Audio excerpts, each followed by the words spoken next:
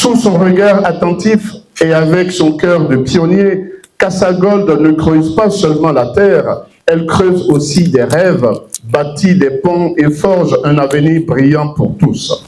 Recevons avec des ovations bien nourries le conférencier de ce jour, le leader charismatique, le chef de terre de Dionfla, l'archiviste émérite, M. Tozan Bigala Denis, directeur général de la société minière, la holding CasaGold SA. Sous vos ovations, bien entendu.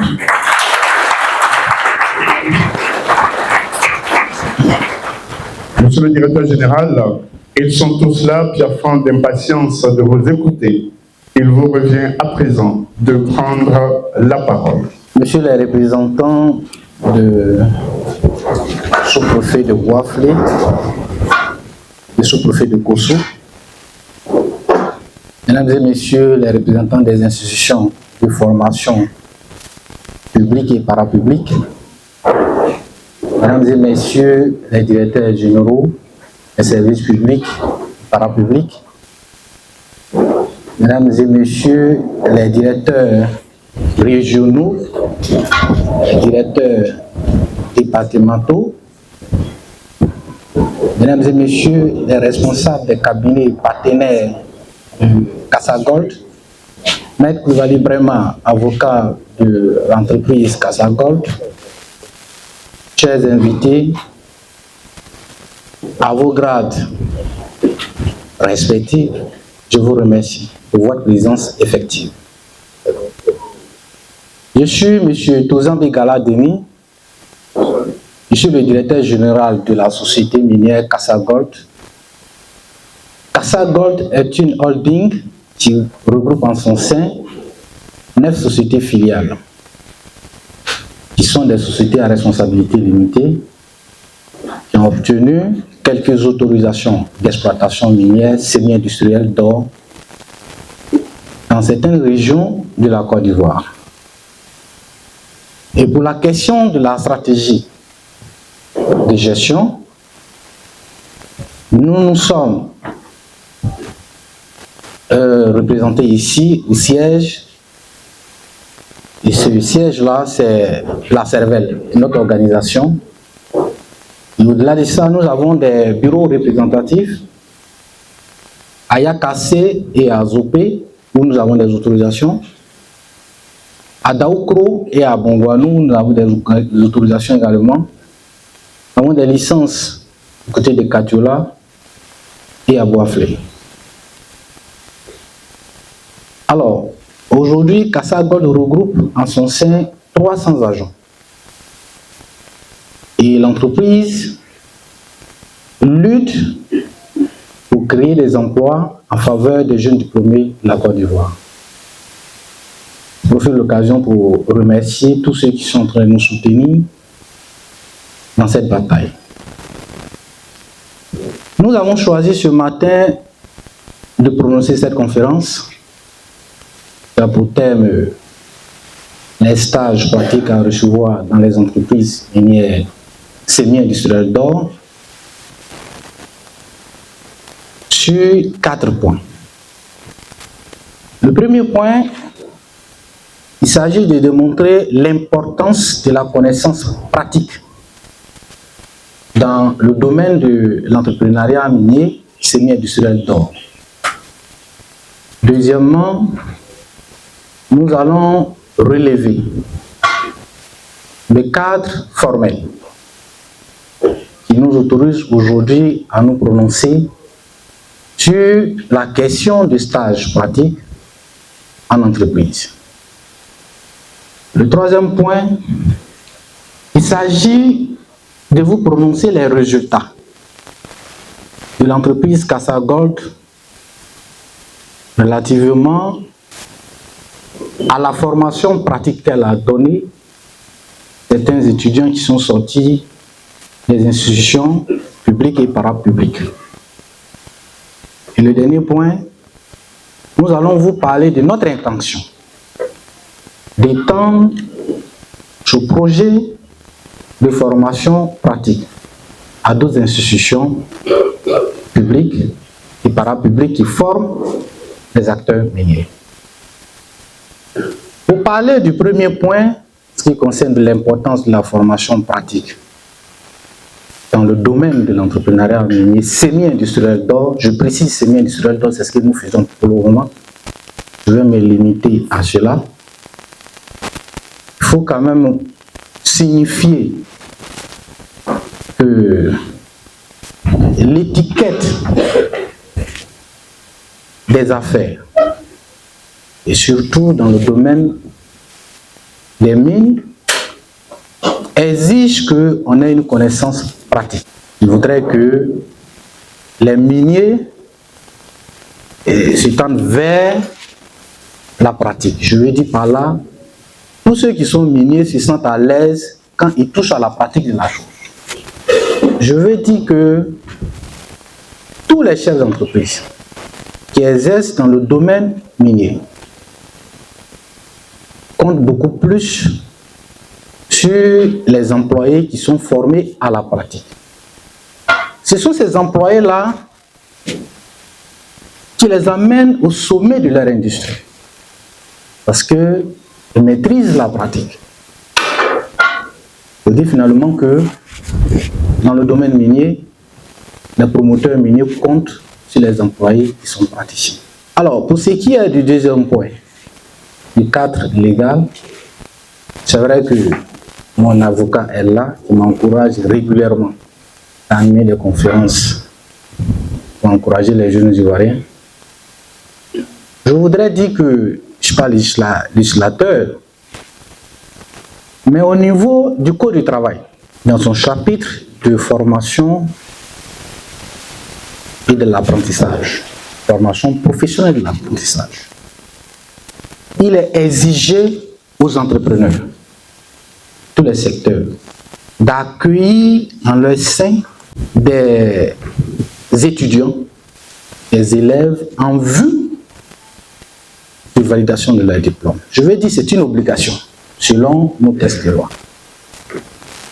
Parce que ce sont ces formations pratiques qui viennent confirmer les acquis académiques, on va dire ça comme ça.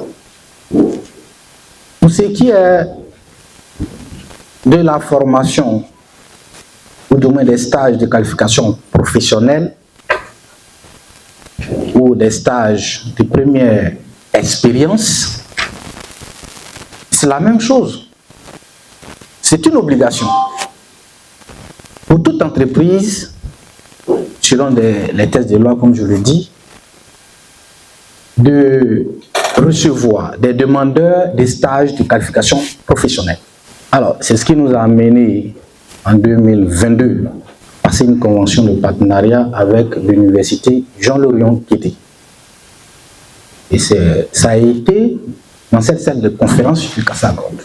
Dans le troisième point, pour parler des résultats, des formations que Casa Gold a donné. Dans la même année de 2019, le gouvernement avait lancé un projet dénommé Chantier École. Personnellement, j'ai apprécié ce projet parce que pour moi, c'était une solution à l'employabilité non seulement, mais aussi une recette magique qui devrait participer à la réduction du taux, ou du moins du fléau de l'orpaillage clandestin en Côte d'Ivoire. Casa Gold, puisque ces filiales venaient d'avoir les autorisations dans la zone, nous avons écrit directement au ministre. Ils étaient au nombre de 15 par là. Nous avons recruté 11 parce que les autres étaient venus des autres sociétés. Aujourd'hui, je vous dis que ces impétrants jouent un rôle pivot dans notre système d'exploitation d'or alluvionnaire. C'est vrai qu'à la suite de cette formation pratique initiée par le gouvernement, nous avons apporté notre touche à cette formation. Je vais dire que la Sodonie avait installé son système de traitement pour former ses artisans miniers. Mais nous, on a notre système, on a nos engins. Donc du coup, au-delà de cette formation pratique donnée par la SODEMI conjointement avec le ministère en charge des mines, il fallait vraiment apporter une formation additionnelle à ces impétrants pour s'adapter à nos engins. Après cela, dans les années, ça c'était en 2019-2020, dans les années 2021-2022, le gouvernement a installé d'autres chantiers comme à Bradine, ça c'est à Yakassé. Nous avons écrit en ce moment-là au directeur d'Agboville qui avait compétence au niveau de Yakassé pour recruter 10. Acier Kokori, ça c'est du côté de Bongouanou. Le gouvernement aussi avait installé un chantier école là-bas. Nous avons écrit au directeur en charge des mines, en son temps c'était la direction des Démocros, qui couvrait jusqu'à Bongouanou. Donc, c'est vrai, ce qui est officiel, c'était 10 impétrants par école, c'était nombreux, mais nous on avait, en fonction de nos possibilités d'absorption, bon, certains sont venus par la suite, certains parents sont venus plaider leur cas, mais on allait au-delà. Donc, ces impétrants-là ici sont au-delà de 30 personnes. Comme je l'ai dit, ils sont devenus des produits précieux. Ça, c'est le premier résultat. De 2019 à 2022. En 2022, comme je l'ai dit tantôt, nous avons passé une convention avec l'université Jean-Lorion Guédé du Daloa. Alors, je vous parle, ils sont autour de 9 ingénieurs qui ont intégré le groupe. Ce qui est intéressant à dire, c'est que ces ingénieurs venus de Daloa, c'est eux qui sont le fil conducteur de nos travaux d'exploitation. Vous convenez avec moi que les ingénieurs sortis de l'université Jean-Lorion Guédé et les impétrants recrutés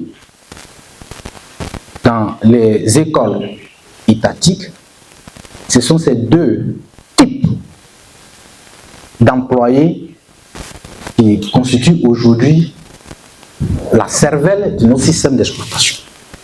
Dans les 9, certains sont repartis pour l'exploitation d'or alluvionnaire sur nos engins, et qui pilotent, oui, de me répéter. Et d'autres, par contre, sont en train de travailler à la remédiation des terres. Parce qu'à la base, sont formés au développement durable. Vous voyez en quoi est-ce que c'est vraiment important de collaborer avec ces institutions de formation. Aujourd'hui, nous avons quelques étudiants venus de l'université polytechnique de Mans. Alors, moi je me dis que ce serait un apport capital pour nous de coopérer avec certaines institutions. C'est vrai, pour le moment, on est en train de travailler avec une institution publique, qui est l'université de Daloa, comme je l'ai dit. On est en train de préparer d'autres signatures avec d'autres universités publiques. Mais on va se pencher du côté des écoles privées qui forment des miniers. Je trouve utile qu'il faut créer un cadre de concertation, de rapprochement. J'appelle aussi au service de certains promoteurs miniers d'ouvrir cette porte à nos institutions de formation académique dans le domaine des mines. Mais si on ne forme pas des acteurs miniers à la pratique, et c'est nous qui sommes des entrepreneurs dans ce domaine, ils peuvent créer cette corrélation.